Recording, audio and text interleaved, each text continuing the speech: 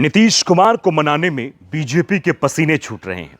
Nitish BJP के लिए जरूरी हैं और मजबूरी भी बने हुए हैं। साल भर पहले तक बीजेपी के लिए नीतीश कुमार ना तो जरूरी थे और ना ही उसकी जरूरत और ना ही मजबूरी थे। लेकिन लोकसभा चुनाव के बाद हालात पूरी तरह से बदल गए हैं। आज मोदी सरकार नीतीश कुमार के समर्थन पर ही टिकी हुई है, तो बिहार में भी बीजेपी तब तक सत्ता में है जब तक नीतीश कुमार चाहते हैं।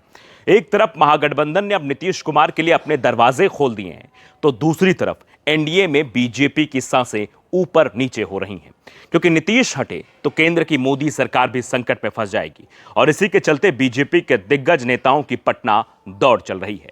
जेपी नड्डा भी नीतीश को मनाने के लिए हाल ही में पटना आए थे। दावा किया गया था कि सब कुछ ठीक है, कहीं कोई परेशानी नहीं है, लेकिन अब जो खबरें सामने आ रही हैं उसने बीजेपी के होश उड़ा दिए हैं। सवाल उठ रहे हैं, क्या सब कुछ ठीक है या फिर अंदर ही कुछ और ही पक रहा है? और आज हम अपनी स्पेशल रिपोर्ट में इसी पर चर्चा करेंगे। नमस्कार, आपके साथ मैं हूं आदित्य कुमार। बिहार की 4 विधानसभा सीटों पर वोटिंग हो गई। प्रचार तो पहले ही समाप्त हो गया था, इसलिए इस समय सभी नेताओं ने झारखंड में अपना डेरा डाल दिया है। वैसे चुनाव महाराष्ट्र में भी हो रहे हैं, लेकिन बिहार के नेताओं का जमावड़ा झारखंड में ही लगा हुआ है, क्योंकि यहां उनका प्रभाव भी है, आधार भी है। इसलिए बिहार के दिग्गज नेताओं के इस समय झारखंड के लगातार दौरे भी हो रहे हैं। अगर जातिगत आंकड़ों की बात की जाए तो झारखंड आदिवासी राज्य है, लेकिन यहां पिछड़ों की आबादी भी ज्यादा है और पिछड़ों में सबसे ज्यादा संख्या कुर्मियों की है। और सबसे बड़ी बात तो ये कि नीतीश कुमार झारखंड में एनडीए का प्रचार करते नहीं दिख रहे हैं।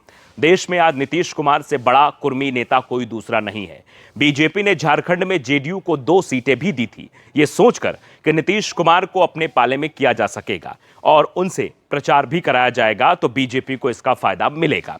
लेकिन नीतीश कुमार बीजेपी उम्मीदवारों का प्रचार करने नहीं जा रहे हैं। एक तरफ लालू यादव से लेकर चिराग पासवान तक और तेजस्वी यादव से लेकर दीपांकर भट्टाचार्य तक बिहार से आने वाले कई बड़े नेताओं ने झारखंड चुनाव में पूरी ताकत झोंक रखी है। अपने उम्मीदवारों के लिए लगातार कैंपेन कर रहे हैं।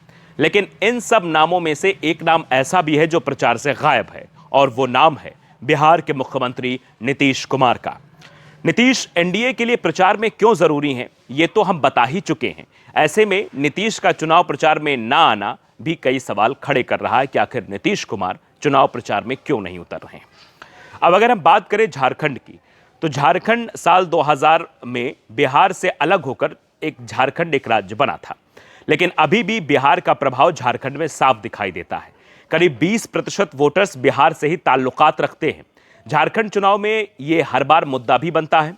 बिहार के चतरा, रांची, धनबाद, बोकारो जैसे शहर में बिहार से ताल्लुकात रखने वाले वोटर्स काफी प्रभावी हैं।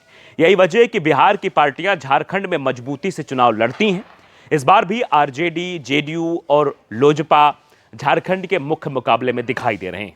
आरजेडी कांग्रेस के साथ इंडिया गठबंधन में है, तो जेडीयू और लोजपा बीजेपी के साथ एनडीए गठबंधन में। लालू यादव और तेजस्वी यादव आरजेडी उम्मीदवारों के लिए लगातार कैंपेन कर रहे हैं। कोडरमा में लालू यादव की रैली की खूब चर्चा भी हो रही है। तेजस्वी आरजेडी के साथ साथ जेएमएम और कांग्रेस उम्मीदवारों के लिए भी रैली कर रहे हैं। दूसरी तरफ चिराग पासवान लोजपा के साथ साथ बीजेपी उम्मीदवारों का मोर्चा उन्होंने थाम लिया है। दीपांकर माले तो नित्यानंद राय बीजेपी उम्मीदवारों के लिए रैली कर रहे हैं, लेकिन नीतीश गायब हैं। अब इसे नीतीश की नाराजगी से जोड़कर भी देखा जा रहा है, क्योंकि पहली बार नीतीश कुमार की पार्टी जेडीयू बिहार में सबसे कम सीटों पर मात्र 2 सीटों पर चुनाव लड़ रही है। नीतीश कुमार एनडीए में है, इसलिए उन्होंने ज्यादा सीटों पर उम्मीदवार नहीं उतारे हैं। लेकिन पार्टी के अंदर इस बात को लेकर बेहद नाराजगी है, जबकि पहले नीतीश कुमार की पार्टी कम से कम 1 दर्जन सीटों पर लड़ने को तैयार थी। पार्टी को 2005 में विधानसभा की 6 सीटों पर जीत मिली थी। जेडीयू के प्रदेश अध्यक्ष खीरू महतो ने 12 सीटों की दावेदारी भी नीतीश कुमार को सौंप दी थी, लेकिन जेडीयू को मिली सिर्फ 2 सीट। खीरू महतो के लिए बीजेपी ने टुंडी की सीट नहीं छोड़ी। महतो इस सीट से अपने बेटे को चुनाव लड़ाना चाहते थे। जेडीयू के लिए जो 2 सीटें छोड़ी गई, उनमें से एक सरयू राय की है। सरयू राय 2019 में निर्दलीय ही जीत गए थे, यानी जेडीयू को समझौते के तहत सिर्फ 1 सीट लड़ने को ही मिली है, और वो है तामड़ की, जहां से राजा पीटर चुनाव लड़ रहे हैं। वैसे सवाल यह भी पूछे जा रहे हैं, क्या सिर्फ एकमात्र यही कारण है जिसके चलते नीतीश कुमार ने झारखंड से दूरी बना ली? तो जवाब होगा नहीं, बल्कि झारखंड में वर्तमान में मैया सम्मान योजना, पेंशन और विकास मुद्दा है। इसके अलावा विपक्ष घुसपैठ और मुस्लिम तुष्टीकरण को भी मुद्दा बनाने की कोशिश बीजेपी की तरफ से की जा रही है। नीतीश कुमार अगर प्रचार करने झारखंड जाते हैं तो पूरे चुनाव का नैरेटिव बिहार बनाम झारखंड का भी हो सकता था। मसलन बिहार में सामाजिक पेंशन 400 रुपए प्रतिमाह मिलती है, जबकि ये राशि झारखंड में 600 रुपए प्रतिमाह है।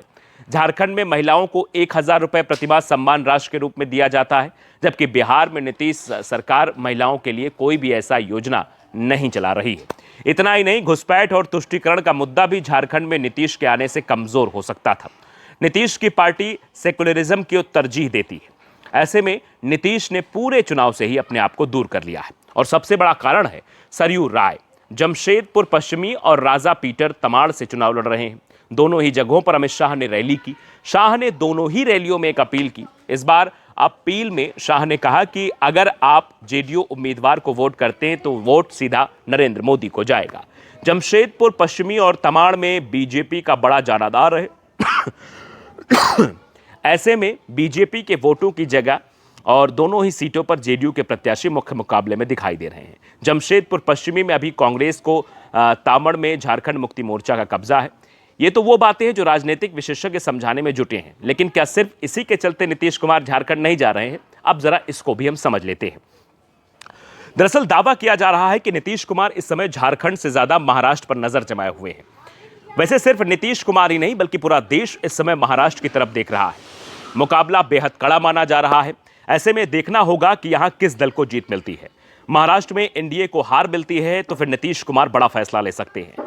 बड़ा फैसला का मतलब यह है कि वो एनडीए से नाता भी तोड़ सकते हैं और शायद इसीलिए वो अभी झारखंड से दूरी बनाकर चल रहे हैं। नीतीश को इस बात का एहसास है कि अगर वो एनडीए छोड़ेंगे और झारखंड में बीजेपी की सरकार बनती है तो उनकी पार्टी से जो 2 उम्मीदवार चुनाव जीत भी जाते हैं तो वो बीजेपी के पाले में चले जाएंगे।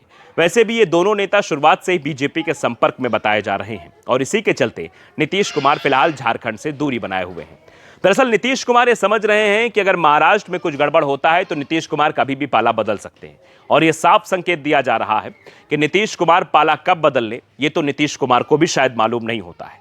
नीतीश कुमार को पलटू राम के नाम से ही संबोधन दिया जाता है। वो जहां अपने आप को, जिस गठबंधन में अपने आप को असहज महसूस करते हैं, तुरंत पाला बदल लेते हैं, लेकिन सीएम खुद बने रहते हैं। ये कई बार हो चुका है। कभी वो महागठबंधन के साथ मिलकर सरकार बना लेते हैं तो कभी एनडीए के साथ मिलकर सरकार बना लेते हैं। सीएम वही रहते हैं। लेकिन इस बार का मसला उनको भी शायद ये समझ में आ रहा है। अगर बीजेपी के साथ मिलकर बिहार के चुनाव में जाएंगे तो हो सकता है कि इस बार नीतीश कुमार सीएम ना बन पाए, लेकिन अगर महागठबंधन के साथ जाएंगे तो संभावना वहां भी बनती दिखाई दे रही है। नतीजे अब बहुत कुछ तय करते हैं। दरअसल झारखंड के नतीजे आने के बाद, महाराष्ट्र के नतीजे आने के बाद नीतीश कुमार कुछ बड़ा फैसला ले सकते हैं। अगर झारखंड तो कम, लेकिन महाराष्ट्र का नतीजा अगर बीजेपी के खिलाफ आता है तो नीतीश कुमार एनडीए को छोड़ भी सकते हैं और महागठबंधन की तरफ जा भी सकते हैं। लेकिन क्या महागठबंधन में जाने से महागठबंधन यानी कि इंडिया गठबंधन को फायदा होगा? ये तो वक्त बताएगा, क्योंकि नुकसान भी झेलना पड़ सकता है, क्योंकि पलटू राम को फिर से अपने साथ रखने में मुश्किलें और भी खड़ी हो सकती हैं।